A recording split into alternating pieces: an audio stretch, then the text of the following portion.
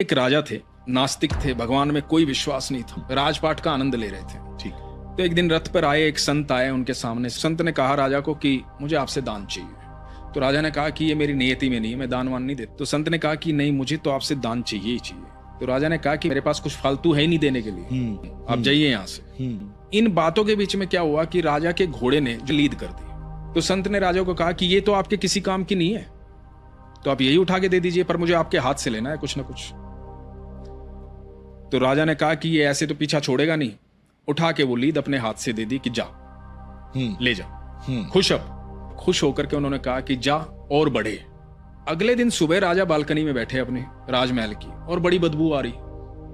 तो सामने देखा कि लीद का पहाड़ बना हुआ है। तो बुलाया अपने सैनिकों को, ये क्या है, हटाओ इसको। वो हटवाया गया, लेकिन वो फिर बन गया। बदबू फैलती जा रही है, समझ में नहीं आ रहा राजा के। तो राजा को ध्यान आया कि एक संत आया था, उसको घोड़े की लीद दी थी और उसने कहा था कि और बढ़े।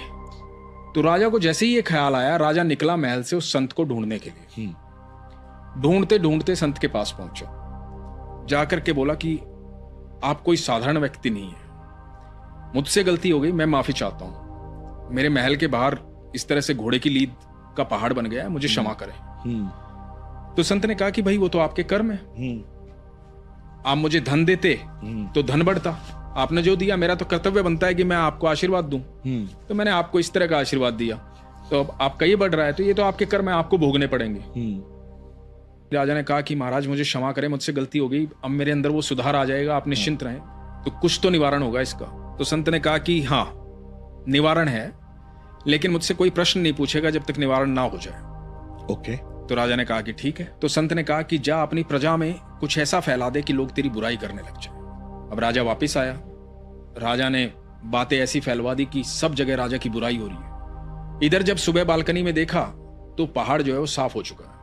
राजा फिर गया संत के पास। संत के पास जाकर के बोला कि महाराज, पहाड़ तो साफ हो गया है, सब कुछ ठीक हो गया है, निवारण हो गया है, अब मैं प्रश्न पूछ सकता हूं? तो संत ने कहा कि हाँ पूछो। बोला कि महाराज ये हुआ कैसे? तो संत ने कहा कि जब लोग तुम्हारी बुराई कर रहे थे ना, तो तुम्हारे प्रारब्ध को काट रहे थे, तुम्हारे बुरे कर्मों के हिस्सेदार बन रहे थे, तो तुम्हारे सारे प्रारब्ध उन लोगों ने खत्म कर दिए, इसलिए ऐसा संभव हुआ। तो आज के बाद कभी कोई बुराई करे तो उनका धन्यवाद करना।